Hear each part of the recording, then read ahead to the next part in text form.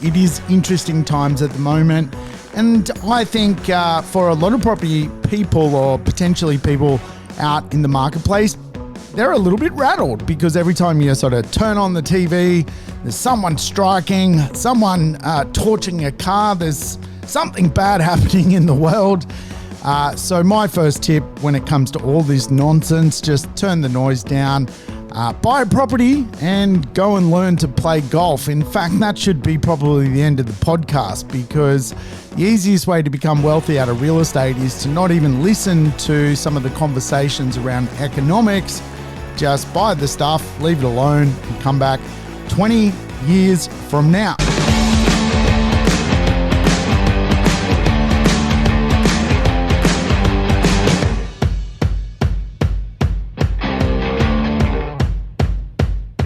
Welcome to the Urban Property Investor. I'm your host, Sam Saggers, here to help you crack the code of real estate wealth. Today's show, a code cracker. I'll tell you what, we have been through a once-in-a-lifetime economic change. It's created lots of issues, lots of opportunities, but what is the outlook? Today, I'm going to talk to you a little bit about what is going on, where we see some golden outlooks that you no doubt need to understand to tackle this thing called property investment. So it's going to be a mastermind session today. Hey, this is the first, if this is your first time tuning into the show, welcome aboard. Make sure you play the program in double speed, get your life back. And of course, all the episodes and shows I've done are lessons on real estate. So feel free to go back in time if that rocks your boat. Hey, this is the earliest show I think I've ever done. It's about 5 a.m. And I'm surprised my brain is working. But as Gopniks say, the early bird gets to wear the shoes of the household. So I tell you what, perhaps I'm an early bird. And as we would say in modern English, maybe I'll catch the worm. Gopniks get to wear shoes. We get to catch worms. What's going on with the real estate market? What's going on with the Australian economy? Hey, I tell you what, it is interesting times at the moment. And I think for a lot of property people or potentially people out in the marketplace, they're a little bit rattled because every time you sort of turn on the TV, there's someone striking, someone torching a car, there's something bad happening in the world.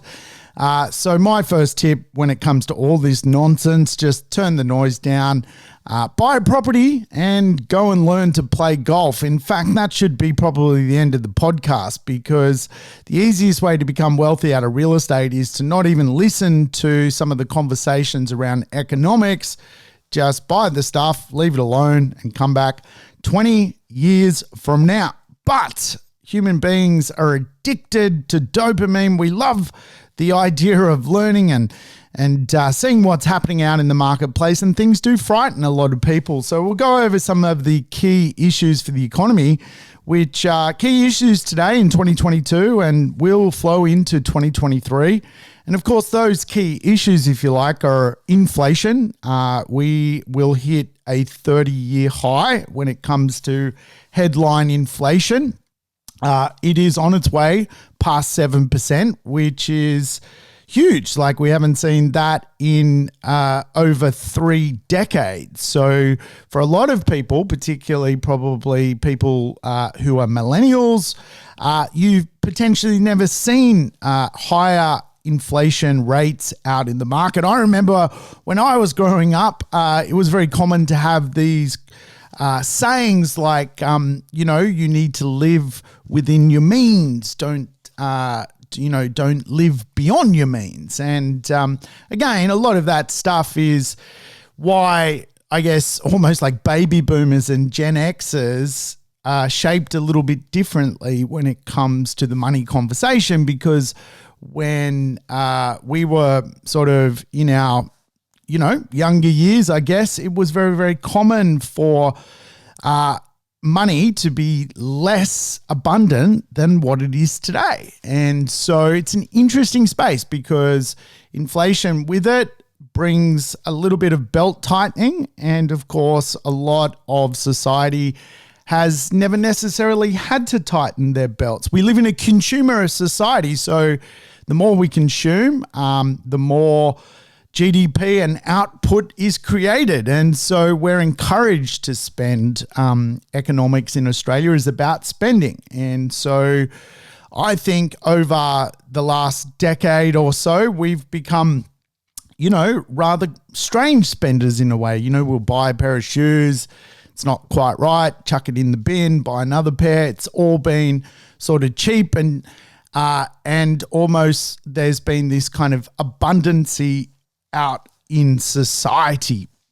And of course, as Gopnik say, the early bird gets to wear the shoes because, in many places, money is still tight and it's you can't sort of behave like that. So we're certainly drifting into a different place where, perhaps we have to be a little bit more responsible around money management. And I think that's a good thing because the more you can be responsible around money, the more you'll probably take interest into the actual value and worth of money. And if anything, inflation will teach people once again the value of money, which has fundamentally been worthless for a very, very long time. So that in itself, I think, is pretty good. And of course, interest rates will keep rising over the short-term period. Will probably sit in a very interesting interest rate place for the decade ahead. Nothing too high, but certainly we're not going to be in a wartime interest rate environment such as what was created through the pandemic. The good news is the economy is pretty strong, though. Like, you've got to say, with the absence of workers, unemployment is very, very low, very low. We are at a 50-year low. 50 years. You have to go back 50 years.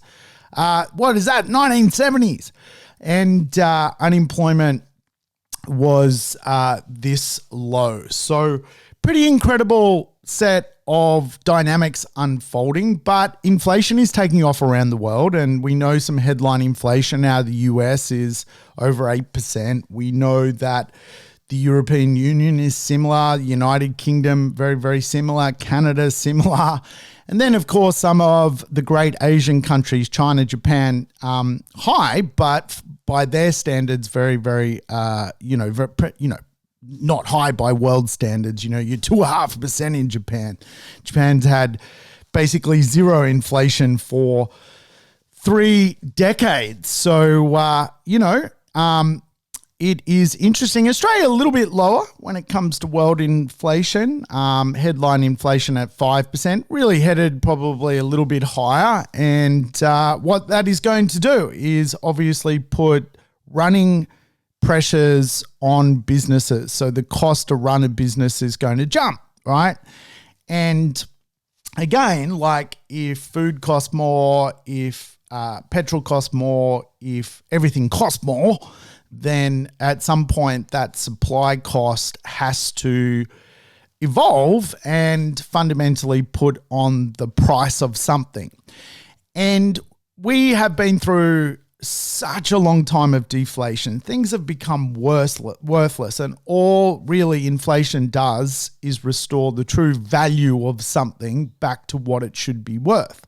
We probably, if we were honest about it, should not live in a society where we throw away stuff. Like, we are living, and deflation created that. Deflation created a throwaway society. Like, in reality, we should buy quality goods, hold on to them, but we are in a society which is driven by consumer spending, right?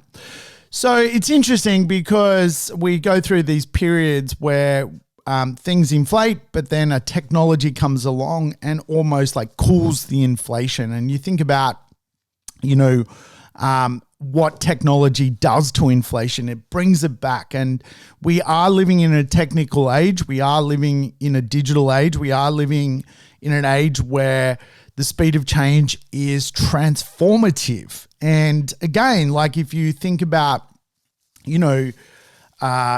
just like, I don't know, like a television, right? A television back in the day was a cumbersome thing. It was huge. It was slow moving. And all of a sudden, how we watch TV, you don't even need a TV. You can watch a TV through an iPhone. So again, like the way, what that does to the cost of things is, again, distorts them, changes the value, pushes the value down.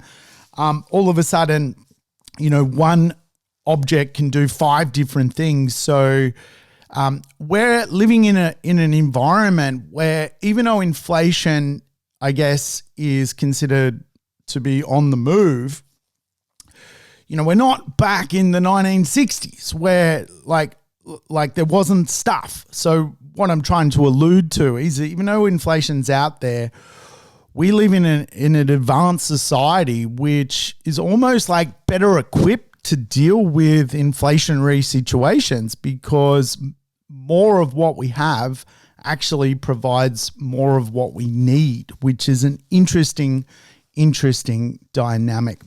But it is fair to say we are going to see things cost more. And, for a long time, the powers that be have preached that this is transitory. Again, these are the people that, are in charge of the economy. And, I don't know why they've been preaching to us that this is transitory when this is not so transitory. This is going to stick around for a little bit. So I'll let you decide why that happens behind the scenes, but the reality is we're going to deal with this thing called inflation. But I think the modern economies are quite equipped to deal with this thing called inflation, which is quite interesting. But some businesses are going to have to pass some costs on to consumers. And when you think about it, some things cost a lot, right? Like a lettuce, is costing like $7 for basically something which is just water. And you think about that, right? For a restaurateur, and I was watching a restaurateur talk about lettuce, right? On TikTok. And, he was sort of saying, well, I mean, how do you pass the cost of lettuce on to a consumer? So, like, you can't, right? It's a stupid thing. You either remove the lettuce or you absorb the cost as the business, right? And so, to buy a box of lettuce for that business is like $200. It makes no sense. They're just using a little bit of it to put on a burger. So, this is where, again, like we're going to start to see society, have to deal with some of these inflationary things. And again, inflation just restores the actual true cost of something. And things have been too cheap. Technology changes and distorts it. But also technology, for the most part, is also an improver of what things cost. And again, like I could go back to the iPad, right? Like I can watch TV on it. I can use it as a computer. I can use it as a camera. I can teleconference on it. It's a telephone. It's like that one piece of thing, actually, that one little object, an iPad, and I'm just using this as an example, like from an inflation point of view, saves thousands, because you don't need 20 different things. You just need the one. And again, technology and the time we're living in is not being taken into the consideration of the cost of goods and services. And I think, 30 years ago, if that's the last time we kind of saw this time of inflationary environment, it was a long time ago. There wasn't you were dealing with a lot more moving parts, certainly. So what we do know, though, is business confidence is actually pretty solid. Like there's a lot of good conditions for business at the moment. And while seemingly we live in a volatile period, business conditions and confidence levels are generally pretty positive. Firms running into some constraints, like businesses are running into supply chain constraints, but mainly, things are holding pretty firm out in the marketplace. And again, when we look at the labor market, it's in a fairly unique position. It's literally the lowest unemployment rate since 1974, and it could get lower. Workers, probably the biggest problem for businesses is retaining talent and finding new talent. To grow a business, to scale your business, businesses need output, and a lot of that output comes from talent. And if you can't find talent, then talent becomes, a commodity. And this is where potentially, we are going to see, off the back of the current market conditions, potentially for the right skilled person in the economy, they potentially could be earning more very, very soon. And again, a lot of this is to do with, closed borders, the pandemic. Really, if we were to look at the result of the pandemic, the way we approached the pandemic, the way the world approached the pandemic, this is the aftershock, right? This is what we're going through. So for businesses, one of the things that may unfold and is already unfolding is they're increasing their prices of their costs and goods, and not all businesses can absorb the lettuce.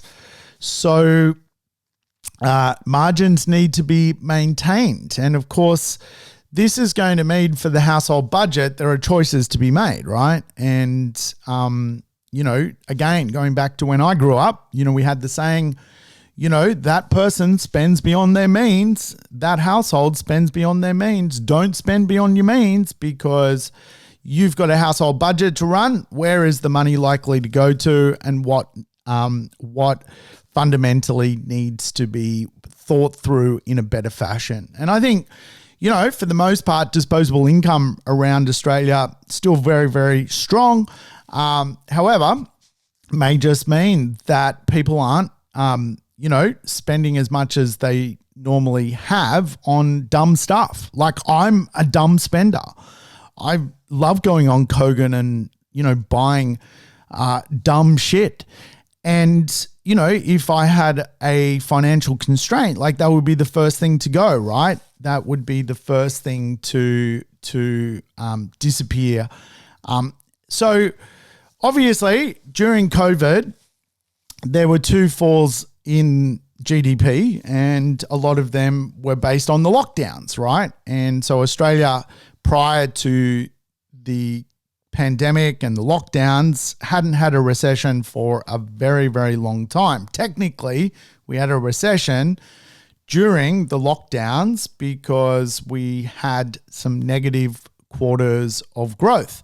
However, since then, and since the stimulus has come into the economy, we've actually had a booming economy, and that creates in itself more demand than there is supply of stuff. And of course, this in itself creates inflation. So though we often see inflation as an evil thing, it is actually also a sign that economics can be very, very good. And so the argument at the moment is, well, is economics very good, or is the world just shot to pieces? You got wars, you've got supply chain issues, you've got,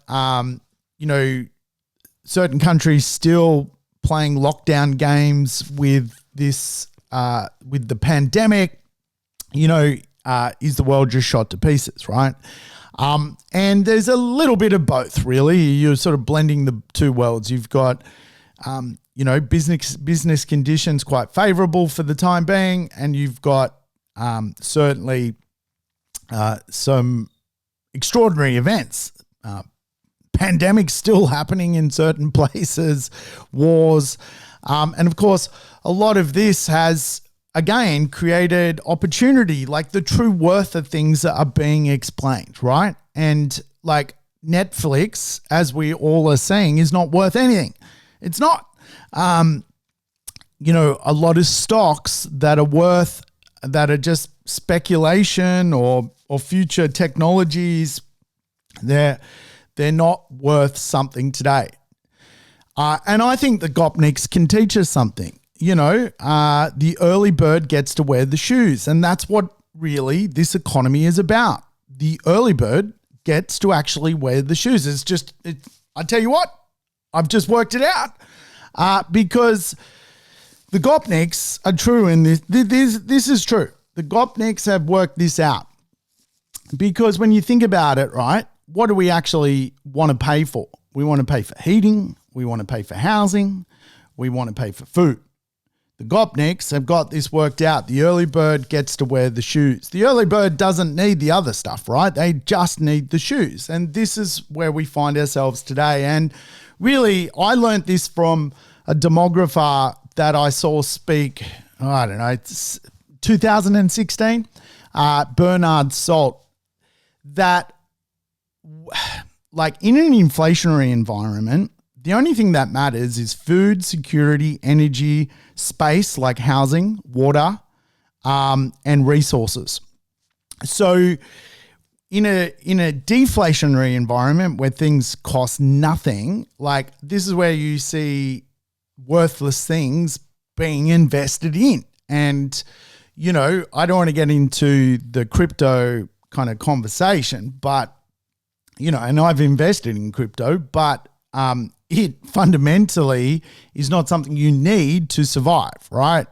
It's got its own sort of logic around it, and there are fans of that stuff that will probably player hate me, but again, like Netflix, which is an easy thing to understand, contrarian business model, great in a deflationary environment.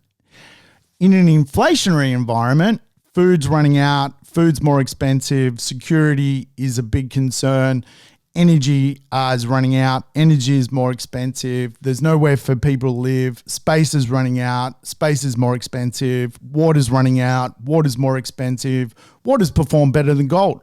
Resources, supply chain issues, all that kind of stuff. That is what you invest in. And,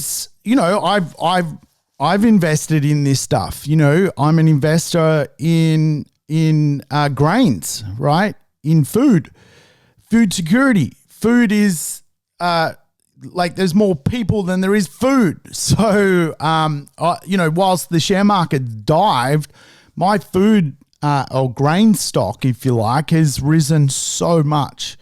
And so, this is where we come back to the Gopniks, right? The early Gopnik gets to wear the shoes. And again, this is the stuff you want to be controlling now. I'll say it again. If you want to invest and you want to invest outside of real estate, food, security, energy, water, resources, and inside the real estate economy, space. Look at industrial real estate. Like one of the big challenges when it comes to the cost is the delivery of things. There's even in Australia, there's not enough industrial real estate in key locations to lower the cost of the last mile effect. The last mile effect is just the concept that, things move around. Like we have to take things, you order something online, e-commerce, all that kind of stuff. The space is at a premium. And space inside of real estate is at a premium. I was just looking at an article. Singapore is obviously the world's best economy. It's been the world's best economy for a long time. They know what they're doing over there. They're not, a strange Gopnik country where, wild things happen. They are the number one country in the world when it comes to economics. Rents have doubled. You were renting an apartment half a year ago. That rent has doubled. Space commodities. Australia, is going through this principle. because in inflation, property has pricing power. Now, here's the real truth about the property market, that there is more demand than there is supply. In theory, if the property investment community was better organized, in theory, we could all put our rents up $300 tomorrow morning. Every investor in Australia puts their rents up $300 tomorrow. Pricing power. Real estate has pricing power in inflation because the cost of things cost more, so the production of things is created less, so there's less real estate. So if we wanted to, we could do this. And a lot of rents at the moment are obviously skyrocketing in value, which is fantastic. But if we were better organized, like we as an industry could fight inflation together and just wipe it out. Like the conversation wouldn't, you could almost have a movement that answers the hedge. So obviously for GDP, retail spending is one of the big drivers, like how we consume, what we spend on. And Australia's retail is actually pretty strong. Like, it's still, people still spending, right? And, this is still the health signals. Like, there's money out there, even though, there will be some belt tightening. I think the other thing we need to consider in this situation is people still want their holiday. Like they missed out for 2.5 years. I just came back from holidays. It was expensive. It was ridiculously expensive. The seafood buffet, $165. And when you do the seafood buffet, what are you actually getting? You're getting some oysters. You're getting I don't know. Like people are out there, man. Like they are still going. Like there's money because the savings during COVID. So there's this balance restoring effect flowing. And, certainly where I go, people are like, you know what? I still want to spend because I haven't had a good time in a long time. And that COVID, everyone, all these politicians locking everyone up, there's an inertia that needs to be fulfilled. And again, so, consumer sentiment arguably falling, and spending still quite high. So go figure, right? How does that kind of work? But certainly I think consumer spending is falling because the media is pushing for consumer spending to fall. Like obviously, if you turn on the news, like it's a bit ugly, right? So households, though, when you combine the wealth of a household is very, very strong. So what that fundamentally is the assets and cash flow of households. It's pretty good. Like when you look at the net wealth of Australians, like it is pretty incredible. Like we are fairly much like one of the, we are the 13th richest people on the planet. And so again, like having a Gopnik wife, like I think sometimes we overcomplicate this stuff because there are some shithole countries out there that, you're lucky, to share a pair of shoes with the person you live with, right? So again, this is why I think sometimes we overcomplicate ourselves in society altogether. Like again, going back to what I was saying, buy a property, learn to play golf, don't even look at the property, don't look at the news, just get on with your life. Put a tenant in there, get a tenant who can pay more rent. It's as simple as that when it comes to this kind of stuff. But if we look at the net wealth, assets, financial assets, superannuation assets, and of course liabilities, household wealth is just so much more than Australian liabilities. So certainly, I think from an assets and liabilities point of view, Australians are very, very wealthy. That is for sure. And I think the average wealth of an Australian, I saw on a McCrindle slide, was something like $530,000. you're worth $530,000. Like that is incredible. Like the average person out there today.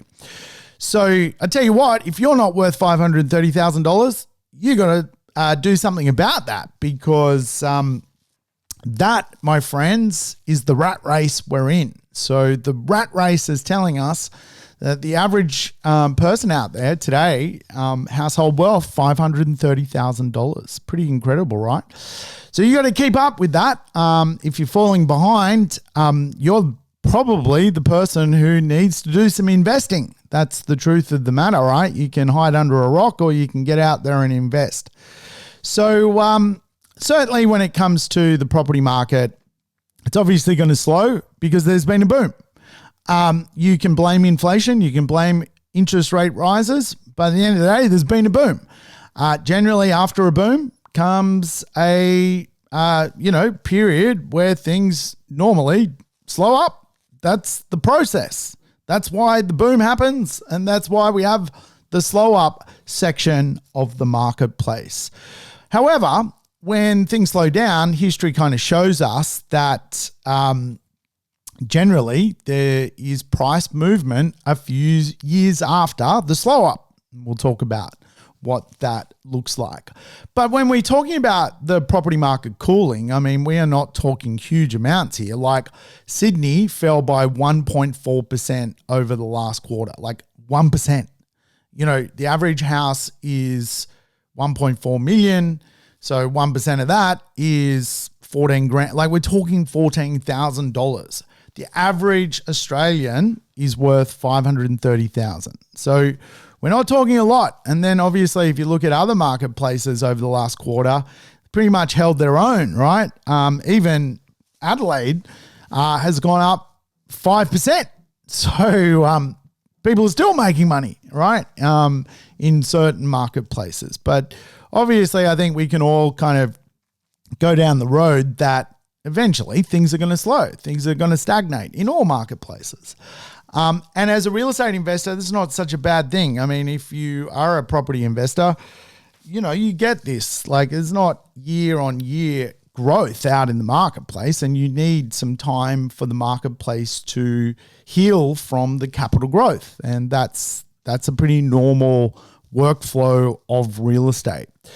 However, you know, quite often the conversation is, well, will interest rates obviously matching inflation, cause this huge downturn in real estate? And, you know, doomsdayers, that clickbait, the real estate market's going to fall 30%. In the history of the index of Australian real estate, it's never fallen by that amount. And generally, when we track interest rates, if you go to the Australian Bureau of Statistics, slice up the data, you can see that even after previous rate hikes in previous cycles, so you can go back to like 1994, there was a interest rate, start of an interest rate cycle. Within 5 years of that interest rate cycle hike, which occurred in August 1994, you had 21% improvement on property values. You can go to the interest rate cycle where interest rates went up in 1999. 1 year after interest rates went up in 1999, you had house prices move by 6.6%. 2 years after, 23%. 5 years after, 70%. You can go to the rate hike cycle of May 2002. 1 year after the first hike, and this was a transformation period actually between 2002 to 2008. We had huge inflation, wage growth. Man, it was the mining boom. It was great. You were paying a lot for money to borrow it or rent it off the bank, but the growth behind that was significant. The economy was doing well. Within 1 year of the first interest rate hike in May 2002, property values jumped by 18.1%. House price change 2 years later, 24%. 5 years later, 48%. Then we can go to the rate hike, which occurred in October 2009. 1 year after, property values were up 4.4%. This is indexed, so you're taking Sydney, Melbourne, all of Australia basically. And within 5 years after that last hike, property values were up 21%. Now, a lot of that was led in Sydney and Melbourne, that previous cycle. However, as there's a lot of information in there that Australians aren't really fussed by the cost of money. They're more interested in the flow of money. They want to borrow. They want the Australian dream. They want to get out there and buy real estate. They want to be lent money. And again, like if we look at when there has been fluctuations or downturns, it's not the cost of money typically, it's the flow of money. It's when regulators go, we're not going to lend anyone money. And of course, the last downturn where property values went backwards was when APRA stepped in and controlled the bank's lending and, of course, made it more difficult to borrow money. And again, from a property observer's point of view, like a voyeur, that period, a lot of people jumped out at the real estate market, by the way. Like people were like freaking out, their property went down by 10%, and they were investors and stuff. And they were like, oh man, this is it. Like the world's ended.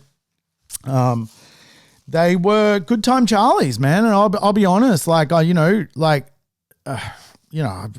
I've told this story before. I mean, certainly someone I helped buy property, got them a $500,000 house in one of the best suburbs of Brisbane, went down in value because of the Royal Commission, because lending, got KO'd. No one could borrow.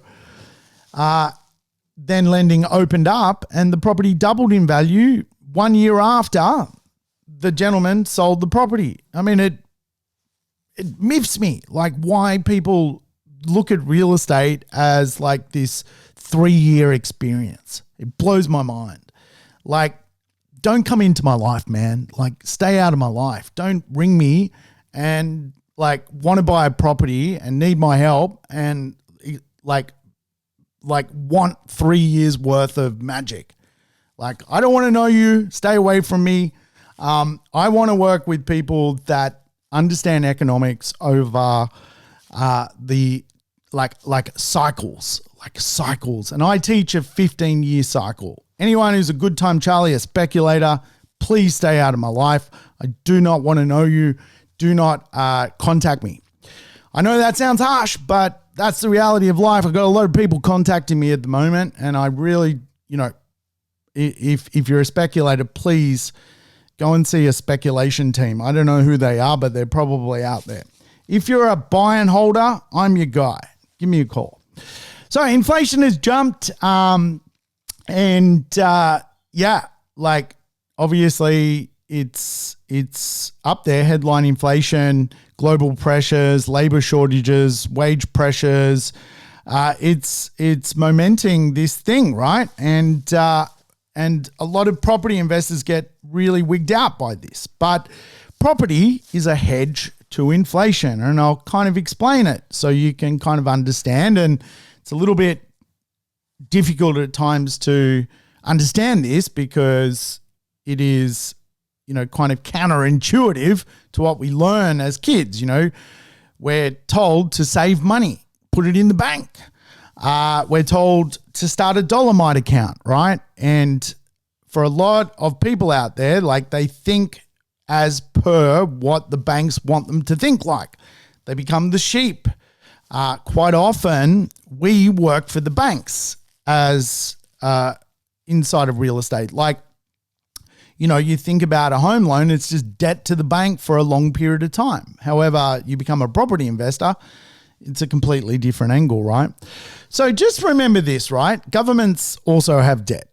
Around the world, all governments carry debt. So they, like you, also want inflation to be managed or within a manageable rate. Otherwise, you end up having banana republics where, you become Zimbabwe, right? So governments are in this as much as anyone else. Also remember, property is a hedge to inflation. So over time, inflation actually changes the value of debt. Debt, in other words, is actually devalued by inflation. So let me give you an example. Like if you took out a loan back in 2006, you bought a property, it was you borrowed $300,000. Today, borrowing $300,000 is considered like so cheap because properties are way more expensive than that. So a $300,000 loan back in, 2006 seemed like a lot then, but now it seems like nothing because the transformation of money and assets have morphed. And it is not seen fundamentally as huge debt. And we could track real estate against inflation back 60, 70 years, and it's always been like this. So inflation actually allows borrowers to pay lenders back with money worth less than what they fundamentally borrowed. So think about that, right? If you were paying back with today's currency in compared to the currency of 2006, today's currency, money is distorted. And so you can fundamentally take today's currency and pay back debt on which was borrowed using a previous currency. In other words, back in 2006, 300,000 was a lot of money. Today, not such a lot of money. So what the lesson here is property is a hedge to inflation, but you see the time that needs to travel. That is the hardest part for people to understand. Here's the real truth. Like, compared to what, right? You will always be losing money when you save. Now, headline inflation, 5, headed to 7%. So we know what that is. Savings deposit, you're at 1.5%. If you fix it and give away your liquidity, you can get like 3.5%. So let's just go back to a normal savings account. Let's call it, maybe you can get paid 2% out there, right? Headline inflation, 7%. So you're actually losing 5% in your buying power. And of course, cash fundamentally devalues faster than the interest you're paid. And this is the problem with cash. This is the problem with low risk investment of doing nothing. You're losing because you're not keeping up with really the true cost of money. So historically, property has beaten inflation. That's just the truth of it. Historically, property has beaten inflation. Go and look at the inflation rate over the last 70 years. Then look at the property rate of growth, and it smashes inflation. But the other thing is, property has a rental return. So it is a dividend asset, which is why in inflationary circumstances, it produces. And so, you quite often see Warren Buffett talk about this. Only buy assets which can both grow but also pay a return. And so, he loves the share market, but also is a fan of the property market because it produces a dividend and it can produce a rise in value. He does not like, for example, assets which are only based on someone else paying more, but there's no cash flow. The cash flow is the hedge against inflation. And as I kind of alluded to earlier, real estate has pricing power. And the reason it's got pricing power is it is a need-based asset. Food at the moment has pricing power. Wheat, grain has pricing power. Petrol has pricing power. Resources have pricing power. Water has pricing power. Energy has pricing power. It can mess with the system because it is the fuel of life. Hence why I'm buying pricing power assets. Real estate is a pricing power asset. Now, the only time real estate loses pricing power is when it's oversupplied, when there's too much of it. We are fundamentally in a very undersupplied place at the moment. So as we've seen in Singapore, rents have doubled. Now, again, if we wanted to deal with this problem of inflation as if every property investor listened to me right now and we got together, we can outprice inflation. We can. We can all put our rents up on the same day and the market can't do anything about it. Potentially government will shit itself and go, what is going on? But we have pricing power. And this, again, in times of inflation, property and real commodities tend to do pretty good because they got pricing power.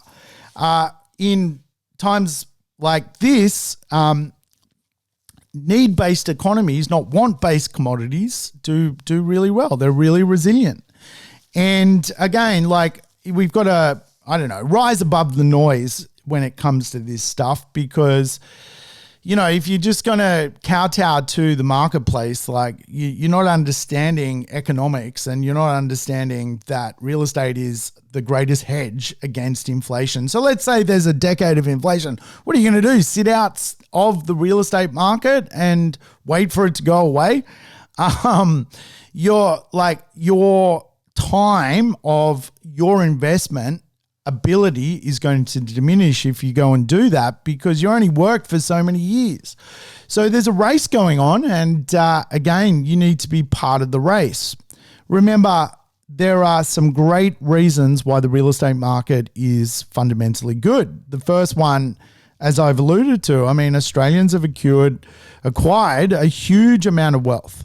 The average Australian is actually quite wealthy compared to the rest of the world at the moment. The average Australian actually $570,000 worth of net worth. I think rates will be low even though they feel high. And I know that's a weird thing to say. The median long-term rate in Australia has been around 7%. I think we're going to be much lower than that when it comes to the cost to borrow money. We do see low mortgage stress out there. And the reason we see low mortgage stress out there, who's stressed with their mortgage at the moment? I've not met one person come up to me and go, mate, I'm feeling a bit stressed by this mortgage. No one. I don't know who these people are. And again, when you look at how the breakdown of real estate works in Australia, you got people who own their real estate outright. You got people who've been paying off a mortgage for the last 15 years. You've got property investors.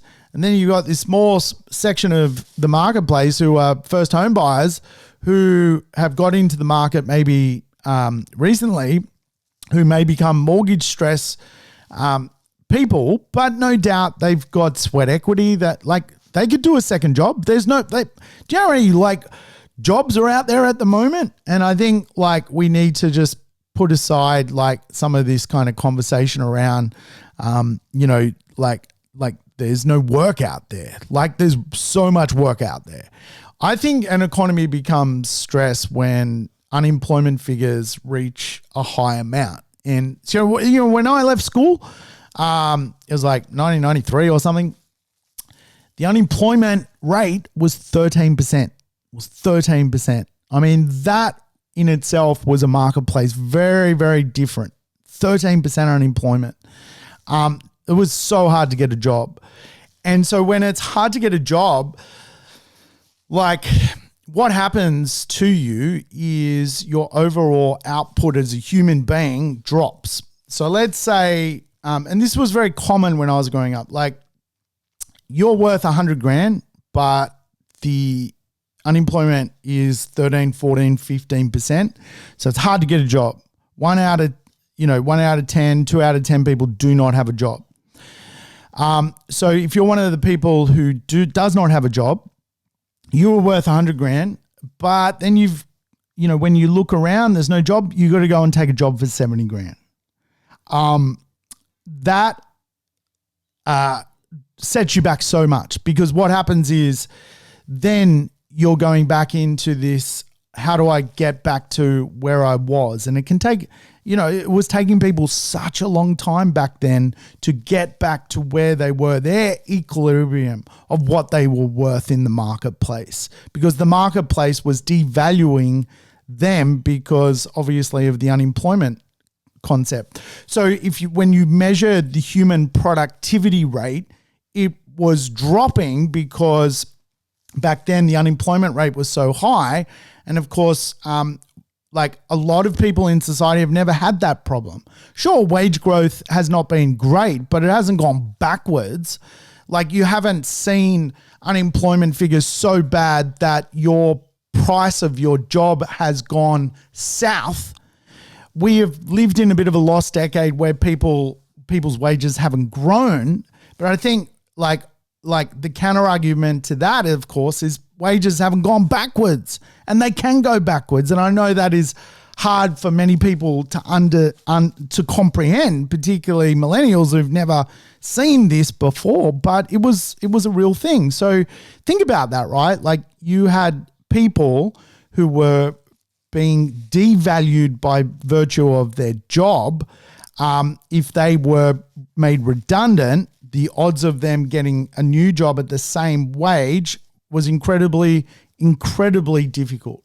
So certainly where I see it at the moment is we probably will see wage growth, even if it's not super exciting wage growth, which is going to solve the problem of, what things cost to live. Like you are going to live in a very, very, very very good jobless rate marketplace. So there's nothing like I don't think one economist in Australia today would go on record and saying they can see an unemployment rate less than 4% shooting up to 12%. Come on. Like, geez, like that is not going to happen. Human beings are not going to be worth less.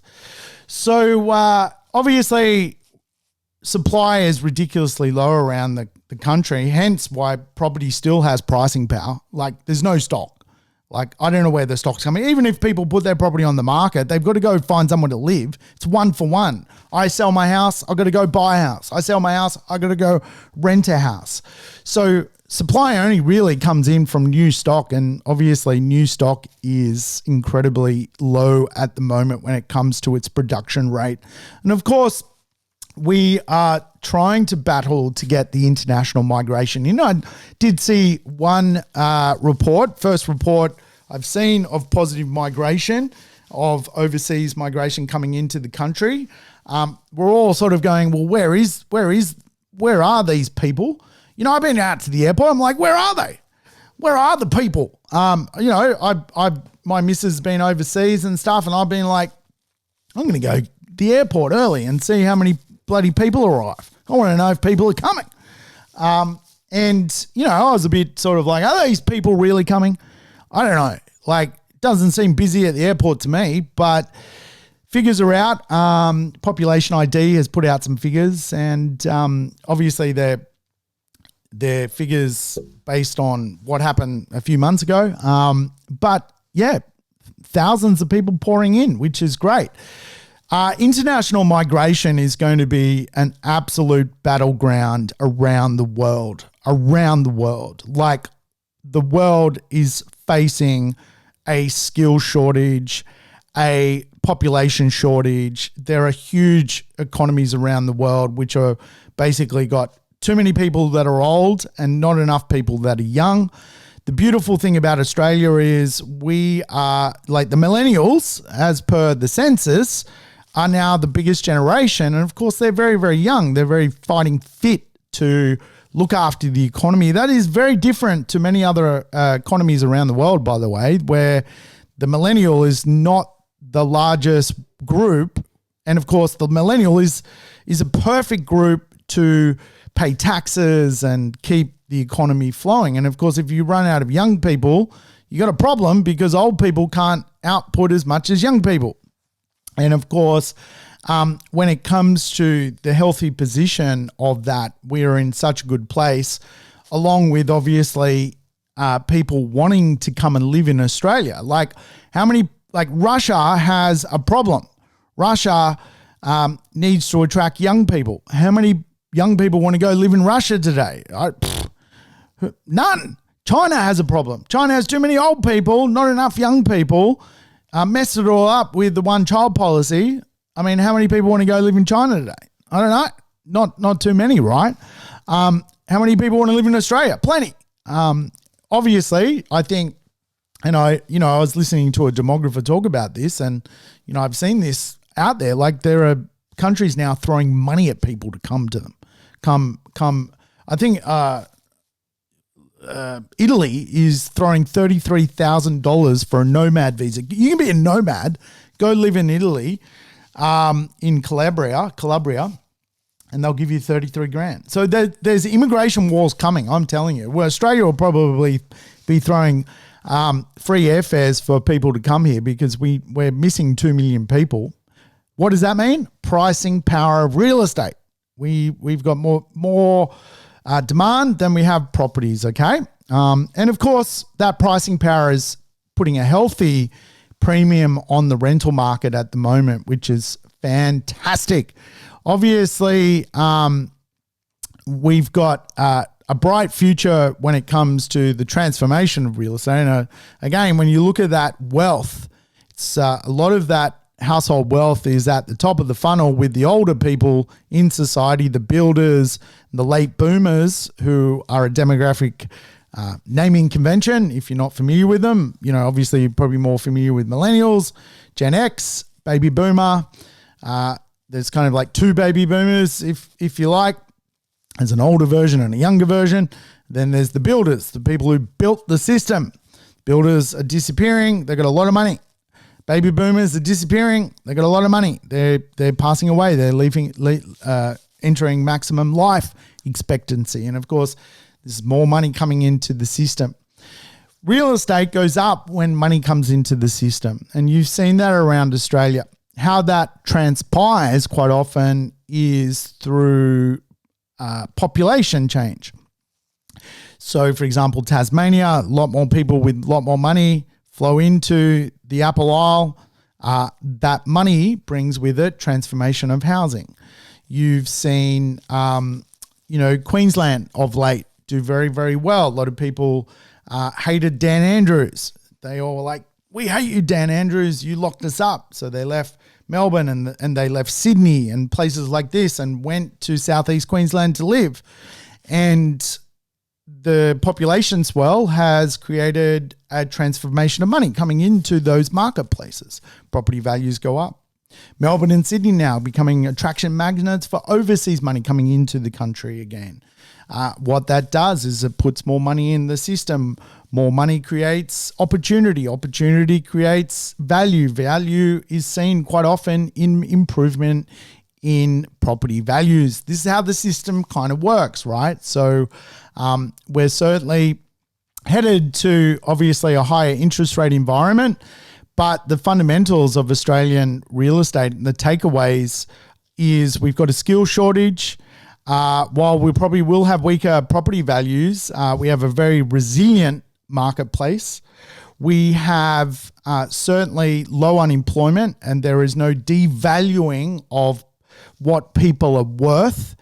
And I think, you'll see a chronic undersupply unfold when it comes to capital city properties. We really are living in an interesting time where, again, the investments of value, and, you may be a little sidelined from this, but if you truly want to make money in this decade, it's pretty simple. Food, security, energy, real estate, water, resources. Hey, thanks for tuning in. I'll catch you next time on the Urban. Thanks for tuning in to the Urban Property Investor. To never miss an episode, make sure you subscribe to the podcast on your favorite app or on YouTube. I would love it if you could give the show a rating and share it with your friends and family. In between episodes, you can always keep in touch with me by connecting on social media over Facebook, Instagram, or LinkedIn. Until we meet again on the next episode of The Urban Property Investor, take care and bye for now.